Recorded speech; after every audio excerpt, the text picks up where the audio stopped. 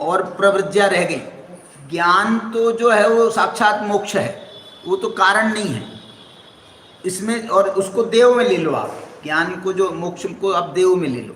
तो उन्होंने जो है इन तीन चीजों को पकड़ा, किस किस को, धर्म को, प्रवृत्तिया को और देव को। और इसमें ये कह रहे हैं उदय करो भव्य जीवानम, जो धर्म है ये भव्य जीवों का उदय करने वाला है। उदय करने वाला है माने उसका कल्याण करने वाला, नहीं उसका उसके कल्याण में निमित्त बनने वाला। कौन? धर्म। और साक्षात रूप से यदि कहें तो प्रवृत्तियां। ये धर्म तो हो गया आपका, समझ लो सम्यक्त्व में आ गया, और उसके बाद में चारित्र में प्रवृत्तियां आ गई, और देव में समझ लो अरहंत दशा आ गई। तो सम्यक्त्व, चारित्र, अरहंत दशा, और इससे जीव का उदय होता है माने मोक्ष होता है। मोक्ष उदय करने वाला है, अथवा कल्याण के मार्ग में लगाने वाला होने से इसको इन्होंने ये शब्द डाला है, उदय करो भव्य जीवान। ये जो चीजें हैं ये भव्य जीवों का उदय करने वाली है, माने भव्य जीवों का कल्याण करने वाली है।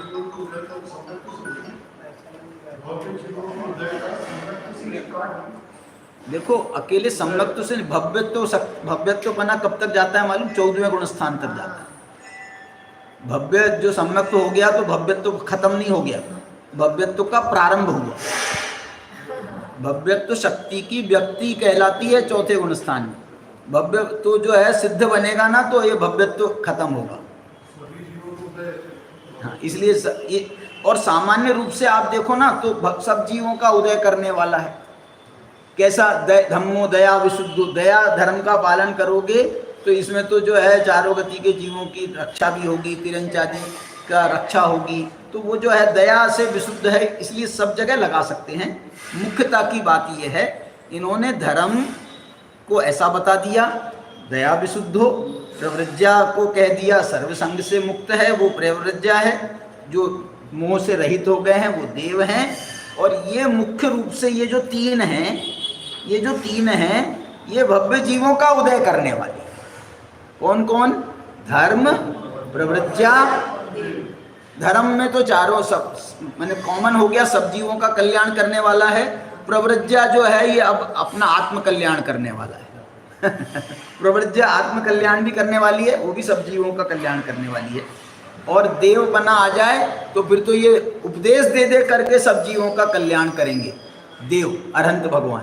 तो इसलिए जो है ये उदय करो भव्य जीवानम, ये जो कहा है इन्होंने, ये तीनों पर लागू है, तीनों पर लागू। अर्थ जो है, अर्थ पुरुषार्थ सब जीवों का कल्याण करने वाला नहीं है, काम पुरुषार्थ सब जीवों का कल्याण करने वाला नहीं है।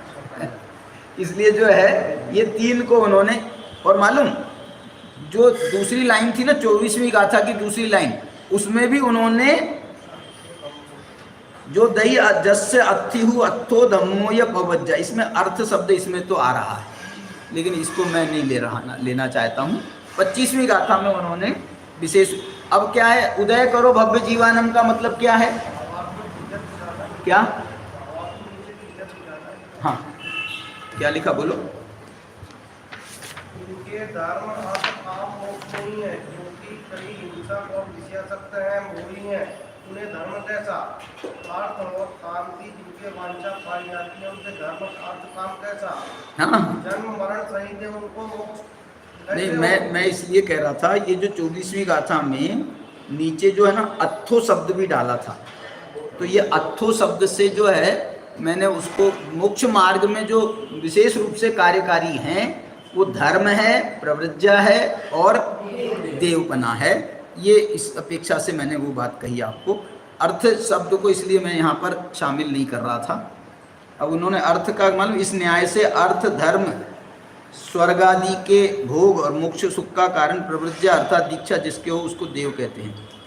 अब मूल गाथा से मेरे को प्रॉब्लम था, टीका भावार्थ में तो उन्होंने वो शब्द वो चीज़ को गौण कर दिया है जी। क्या क्या? हाँ, अर्थ पुरुषार्थ निमित्तों को मिलाता है। ठीक है, चलिए विशेष चर्चा आगे। नारायण